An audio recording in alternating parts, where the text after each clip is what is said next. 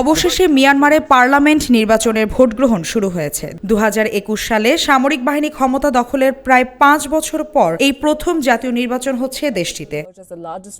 মিয়ানমারের নির্বাচন কমিশন সূত্রে জানা গেছে 28 ডিসেম্বর থেকে আগামী 25 জানুয়ারি পর্যন্ত মোট 3 ধাপে চলবে ভোট গ্রহণ।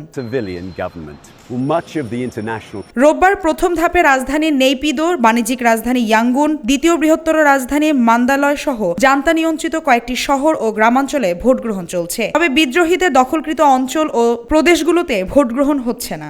মিয়ানমারের সর্বশেষ 2020 সালে নির্বাচনে বিজয় অর্জন করেছিল গণতন্ত্রপন্থী নেত্রী অং সান সুচির দল national League for democracy (NLD).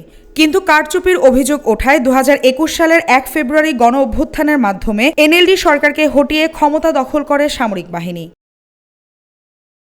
অভ্যুত্থানের পর সুচির বিরুদ্ধে জান্তা রানা দুর্নীতির অভিযোগগুলো প্রমাণিত হলে 150 বছর সাজা হতে পারে তার। এছাড়া এনএলডির কেন্দ্রীয় নেতা, এমপি, মন্ত্রী সহ হাজার হাজার কর্মী সংগঠক কারাগারে থাকায় 2023 সালে এনএলডিকে বিলুপ্ত ঘোষণা করেছে জান্তা শাসিত নির্বাচন কমিশন। ফলে এবারের নির্বাচনে অংশ নিতে পারেনি এনএলডি।